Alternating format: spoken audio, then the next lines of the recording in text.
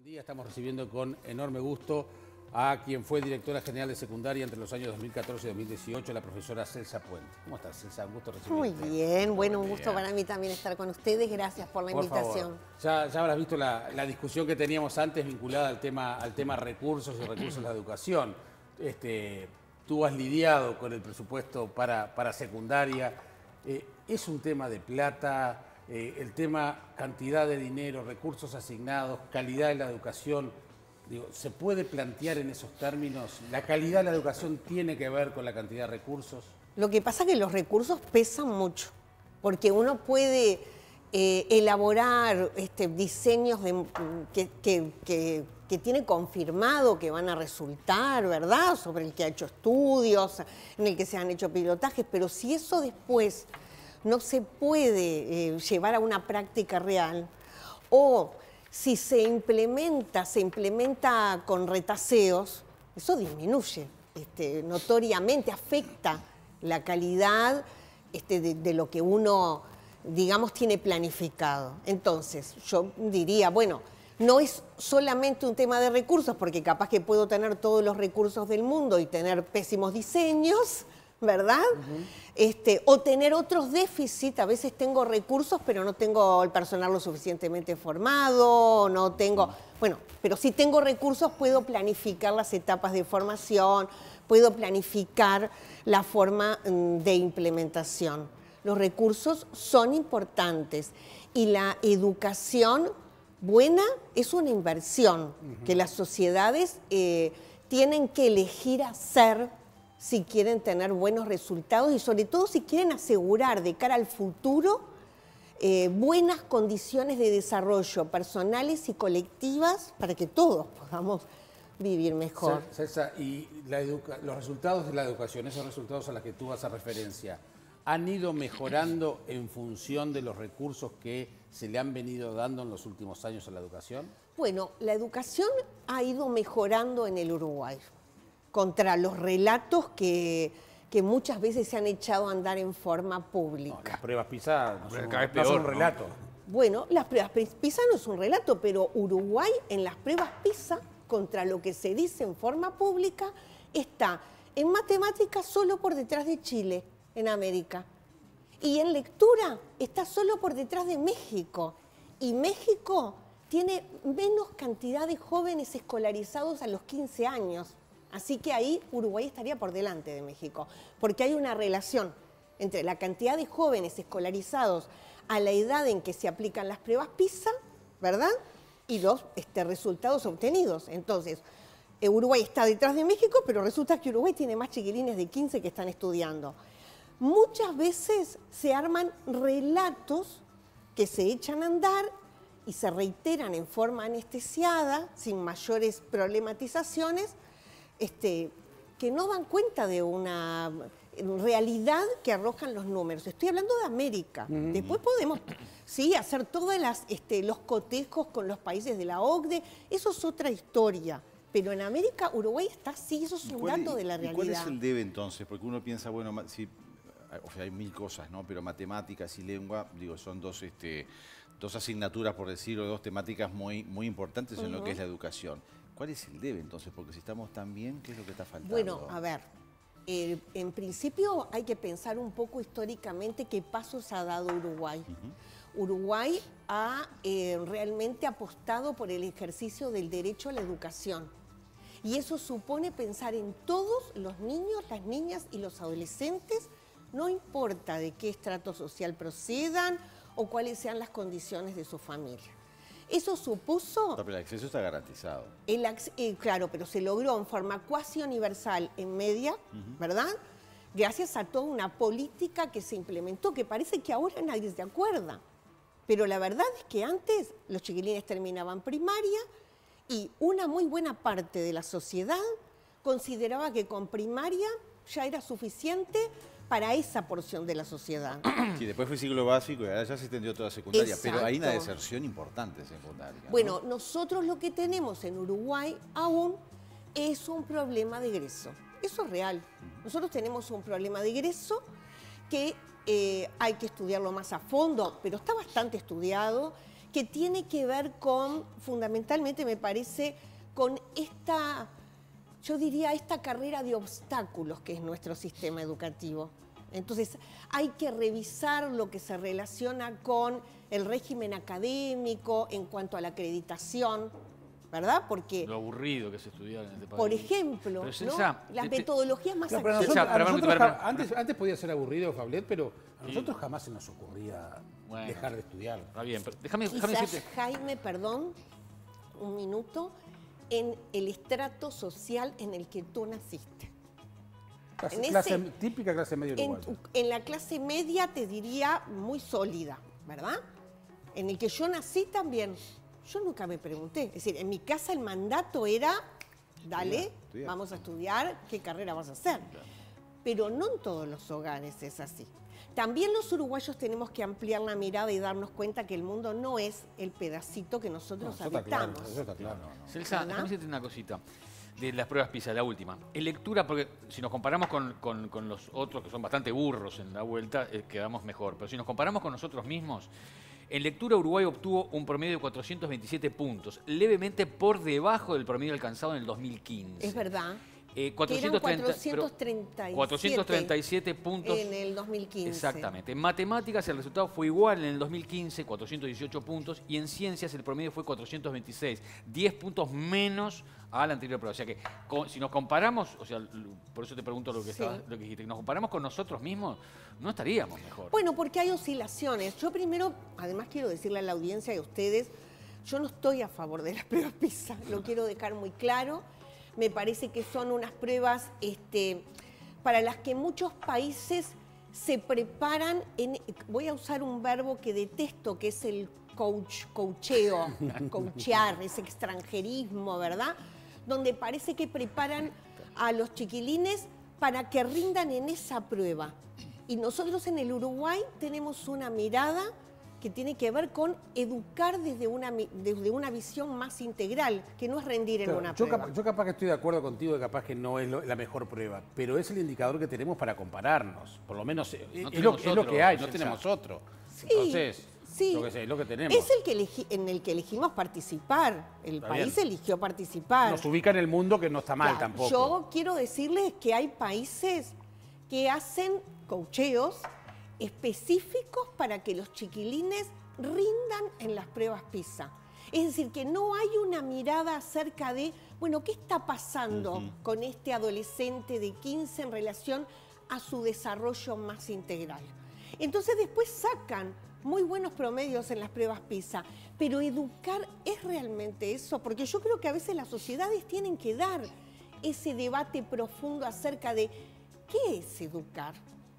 ¿Y para qué educamos? ¿Para qué sociedad es la herramienta educamos? que existe y que nos compara en el mundo, y que muchas veces sabemos que hasta préstamos internacionales tienen que ver con eso. O sea, es lo que hay. Sí, sí. Si el mundo se pone de acuerdo en otra forma de medir, mucho mejor, mucho más transparente, quizás sea mejor. Pero hoy es lo que tenemos. Sí. Hoy es lo que tenemos. Sí, repito, yo respeto. Uruguay eligió esa forma, Bien. ¿verdad? ¿Qué has escuchado? ¿Qué opinión tenés con respecto a la reforma educativa que se viene? Bueno, con respecto a la reforma educativa, en cuanto a lo que se viene para secundaria, se bajó un documento, ¿verdad? O se publicó un documento que se supone que es un borrador. Es un documento, digamos, que no tiene un desagregado minucioso.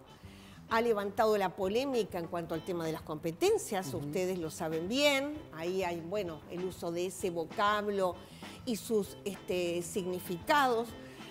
De ese documento también me preocupa mucho que esto es una postura, ¿verdad?, personal. Me preocupa que se haya creado dentro de lo que es un grupo de expertos con nula voz del colectivo docente, sin tiempos de discutir.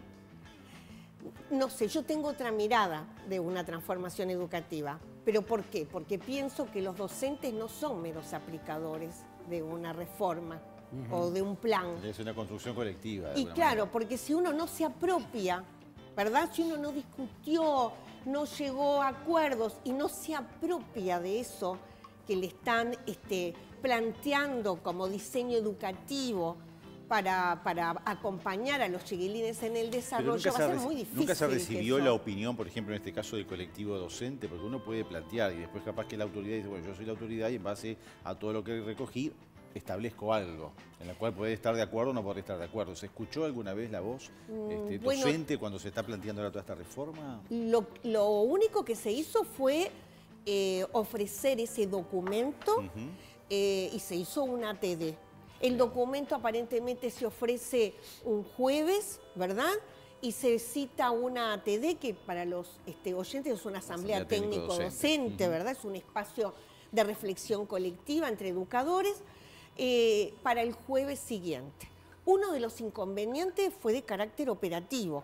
Estaban en pleno periodo de pruebas y, digamos, la gente se empieza a enterar entre el viernes y el lunes que va a haber una ATD y es un documento que hay que leerlo, hay que pensarlo para sí, para poder después tener condiciones de intercambio colectivo con otros. No era tanto, eran 30 y pico de páginas, creo, pero bueno, hay que leerlas, hay que tener un rato. Cuando uno está aplicando pruebas, a veces se nota que hay como un cierto desfasaje entre lo que es la vida de los centros educativos y las exigencias que los docentes tienen, ¿verdad? Y bueno, lo que es el mundo de los escritorios, ¿verdad? Y en eso, bueno, me parece que falta cierta coordinación que permita que los profesores tengan un tiempo, repito, de reflexión, de lectura profunda, de reflexión personal, y entonces sí tomar un día de intercambio donde después se pueda elaborar, o a partir de lo que se puede elaborar un documento que se puede devolver, ¿verdad? Celsa, queremos entender qué pasó con las horas docentes y la comisión investigadora. Y te agrego, ¿por qué decís que los actores que están vinculados a la educación están actuando con temor y desde el temor no se puede educar? Y lo engancho con la denuncia FENAPE de José Olivera y & Company, ¿no? Sí, las observaciones que yo hago del vínculo que mantengo con profesores y directores después de toda mi vida dedicada a la educación es que la gente tiene temor. Tiene temor de hablar, tiene temor de escribir en las redes, tiene temor porque se han aplicado una serie de mecanismos, digamos, sancionatorios, ¿verdad? Y bueno, y la gente tiene miedo de poder encontrarse involucrada en una situación no deseada. ¿Cuánto decís la gente? ¿De cuántas personas hablamos? Estamos hablando de los docentes, claro. Pero ¿es la totalidad de los docentes? Bueno, o sea, ¿se puede cuantificar? Porque uno dice mucho, poco, pero ¿cuánto es eso? Bueno, yo diría como de una mayoría, pero reconozco que no tengo un número para darte y que esto podría también quedar en esta conversación en el plano de los objetivos, pero la verdad es que lo observo generalizadamente. Celsa, ¿existía convenio para las horas docentes, las horas sindicales? El resultado de la investigadora, ¿qué te pareció? Muchos, cuando nosotros le hicimos la pregunta aquí y preguntamos justamente qué pasaba con la firma de Celsa Puente que autorizaba en algunos casos, hay que preguntarle a ella. ¿Qué pasaba con eso? Bueno, yo no autoricé nada. Eso es lo primero que quiero decir. Nosotros nos guiamos, desde el consejo que yo lideré, nos guiamos como debe ser por el Acta 90. El Acta 90 es una resolución, un convenio, digamos, marco que el CODICEN realizó en el año 2006 con la Coordinadora de Sindicatos de la Enseñanza del Uruguay, y allí se establece claramente y en forma muy desagregada bueno, el derecho a huelga y sobre todo, que es lo que importaría en este caso, la protección, digamos, del derecho del ejercicio sindical para que eso no incida en forma negativa en la vida de los profesores o de los funcionarios de la educación. Es decir, que las inasistencias, porque a veces es difícil entender el mundo de la educación, las inasistencias pesan para un puntaje en el que después quedamos todos ordenados y eso tiene un efecto fuerte en la vida de las personas porque a partir de ese orden se elige la cantidad de horas y el lugar de las horas donde uno se va a desempeñar. Entonces la vida de una persona y de una familia depende de la elección que va a hacer, ese puntaje es importante. El Acta 90 establece eso, nosotros siempre cumplimos el Acta 90 con las potestades que el Consejo de Secundaria tenía, que eran... Ese no es el convenio al que hacen referencia los sindicalistas. Hablan Bueno, de otro convenio, no hablan del Acta 90. Yo lo que digo es, nosotros aplicamos el Acta 90. Yo creo que este caso es un caso que ya tiene un año, que es un caso que tuvo muchas informaciones superpuestas, del que se habló mucho y se manejaron muchos elementos que creo que le hicieron daño si la vocación realmente era la de investigar, ¿no? Porque recordemos cómo empieza este caso. Este caso empieza en marzo del año 2021, cuando la directora del Liceo de San José, al jubilarse el 28 de febrero, sale el 2 o 3 de marzo a la prensa a presentar, a la prensa, a la radio, a presentar un problema que tuvo en el año 2017, sale en el 2021 ya jubilada, una cosa rarísima, ¿no? Rarísima. Y con respecto a un profesor de su liceo, que ella decía que había faltado mucho. Pero resulta que empiezan a aparecer elementos muy significativos. Por ejemplo, que el profesor tiene un horario excepcional. El profesor tiene 22 horas de clase en ese liceo puestas en 2 días a la semana. En mi vida, yo casi 40 años de docente en todos los cargos, vi un horario así. El docente lo aceptó. El docente lo debe haber pedido. Yo lo que digo es... Pero es inviable. Es inviable. ¿Cómo hace? Es decir, 12 horas por día. No, pero además, la vida de un liceo departamental, que son liceos grandes, queda ligada a la concesión de un horario a ese profesor, porque para que eso pueda suceder, el liceo tomó esos 2 días, le hizo el horario a ese profesor y alrededor del horario de ese profesor, y sin tocarlo, armó el horario de todos los otros profesores. Cada vez que ese profesor faltó 10 o 12 horas de clase, porque recordemos, y eso es importante tenerlo en cuenta, que nosotros medimos el tiempo en horas, ¿verdad? En horas de 40 o de 45 minutos. Entonces, dicen, faltó de 100 y no sé por qué se manejaron tantos números, 100 y tantas horas. Bueno, son 9 días en el año. Son 9 días en el año. Está bien, son X cantidad de horas. Claro. Pero quiero decir, en el discurso impresiona como una barbaridad. Si yo no estoy de acuerdo con que falten 9 días en el año, también lo quiero dejar claro. Claro. ¿Verdad? Pero son 9 días en un año lectivo. El profesor, a quien la directora denuncia en una radio públicamente por esta situación, ese profesor tiene informes de excelente puestos por la directora.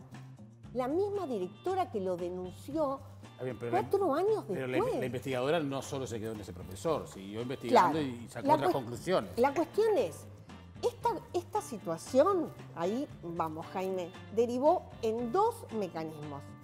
Uno, que es correcto si se quiere, que es, se abre una investigación administrativa, que es lo que corresponde, ¿verdad? Porque hay un procedimiento administrativo que está previsto en la ordenanza 10 de la ANEP, que es el decreto 500 del Poder Ejecutivo, para descubrir, develar e incluso moverse hacia otro procedimiento si se detectaran irregularidades. A su vez, la administración, la propia ANEP, si tiene sospechas de irregularidades severas, siempre puede recurrir a la justicia a hacer las denuncias que corresponden. Pero no, es decir, o sí, se abre la investigación administrativa, pero también se abre una investigadora parlamentaria sobre un hecho que debió haber sido investigado, ya tenía un procedimiento previsto. Y ahora está en la justicia. Y ahora está en la justicia por suerte, porque la verdad es que, por lo menos nosotros que somos demócratas, creemos que la justicia va a poder despejar los aspectos políticos que esto parece contener y sobre lo que se ha insistido durante todo este año y que en lo personal nos ha dañado fuertemente, ¿verdad? Porque estar todo el tiempo en la prensa y porque además ha sido un procedimiento de prejuzgamiento permanente, donde la presunción de inocencia no existió. Entonces, bueno, la justicia dirá. Claro. Gracias por venir. No, César. pero Encantada. sé que ya tenemos que cerrar. Es interesante si alguien vio el famoso convenio, ¿no? O sea, hasta ahora. Sí, porque no me queda claro tampoco. Tú lo viste el convenio. Tú yo estás no hemos haciendo visto. referencia a Claro. un Yo estoy documento haciendo concreto referencia al documento que no concreto. se menciona, se menciona un convenio. Yo hago Por referencia eso. a la normativa Ahí que está. Muy bien. nosotros aplicamos. Gracias por venir. Gracias. Ha sido un gusto Encantada. recibirte. Fue un placer.